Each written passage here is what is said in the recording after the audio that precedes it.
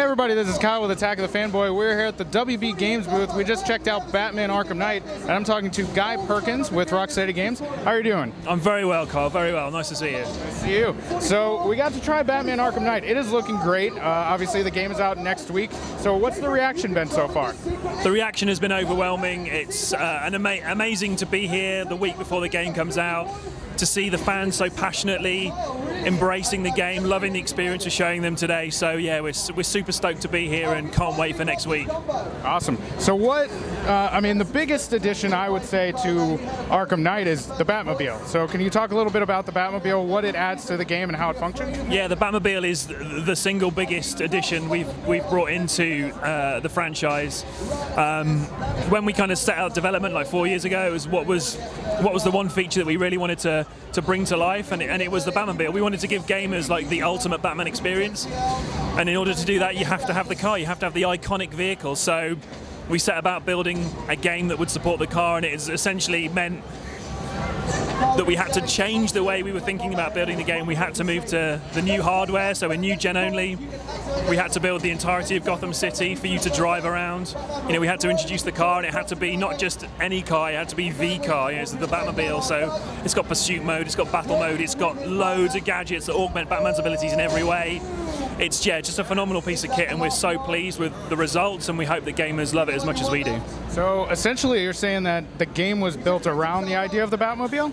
Pretty much, yeah. I mean, it was, how do we finish our trilogy? How do we draw it to a close and give gamers that amazing experience, like this ultimate Batman simulator? So the addition of the car is something we wanted to do for a long time, but we weren't able to do that until this transition to new gen hardware. So once we did that, once we were able to make that decision, then we could kind of bring that thing to life. Yeah. As far as, so this takes place in the whole of Gotham City, correct? Yeah, so we've built the entirety of Gotham City for you, the player, to explore. So it's set over 3 islands, and you get to drive around, you get to dive and glide around the city. You know, you can navigate around that world as much as you want to. So the main enemy in this, from all the trailers, seems to be the Scarecrow. Can you go into Scarecrow? Like, what's his plan as far as the Batman? He seems to be ready to take out the Batman. What's going on? So Scarecrow is back. He wasn't in Arkham City, but he's back in Batman Arkham Knight. At the end of Arkham City, the Joker died. There's this big power vacuum that's left. Scarecrow has stepped in. He's decided that he's going to bring Gotham to its knees, and he wants to unmask Batman and really humiliate him. You know, destroy the illusion of what the Batman is.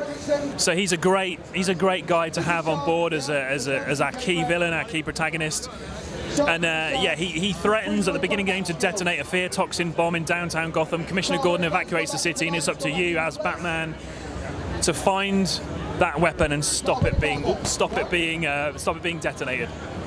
So what drove you guys to go with the Scarecrow? Just because, his levels were pretty iconic in the first game. What made you decide to go with the Scarecrow? He's an awesome villain. He capitalizes on fear in a similar way to Batman. So Batman uses fear for justice. Scarecrow uses fear for criminal intent. So it's really like this clever power play between the two of them.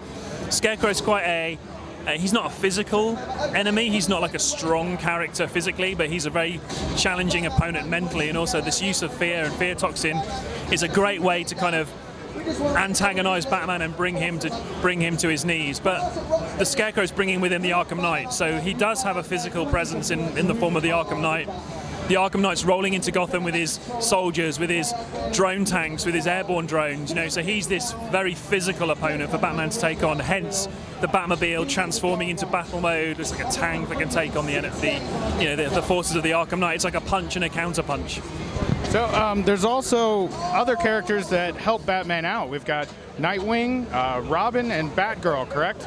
We have Catwoman, yeah. So Catwoman, Nightwing, and Robin, they are selectable in certain missions that you undertake. So it's not a call them in at any time, anywhere. It's very specific to things that are going on in the game world. So if you're on a particular mission, you can pull in a certain character to help you out, and they have a story thread that goes with those characters. So yeah, it's a very emotional story that we're telling, and something that we hope fans kind of get under the skin of and really appreciate. I mean, the trailer that you guys showed at E3, I think, really blew everyone away with the "This is how the Batman died." What kind of went into the creation of that trailer? So that's actually the opening of the game. So that's the very beginning of the game. So you cremate the Joker, and then you are in the shoes of that police officer in the diner, and that's when the fear toxin attack happens. So that's the opening to our game, and as Commissioner Gordon rightly says, this is how it happened. This is how the Batman died. So while I was playing, I jumped into a big group of guys and started fighting, and there's a meter on the left. Can you talk a little bit about that? So we have our standard combo meter. So when you're doing normal combat, you build up your combos and you can unleash special attacks. But if you're playing with another character in dual play, for example, you have a separate combo meter. Once that's fully charged, you unleash a dual attack. So that allows you to do a takedown with the two characters, which is awesome. So you'll flip from Batman to Nightwing, mid-air collision, awesome takedown, and then you'll be playing as Nightwing. But if you want to switch back to Batman, you can just press L1, flip between the two. But once you build that combo up, you do a cool dual takedown, which is great for big thugs, guys with riot shields, combat experts. It's a really good way to take those guys down. So that was Batman Arkham Knight, and this was Guy. Thanks for joining us. Thanks, Kyle. Cheers.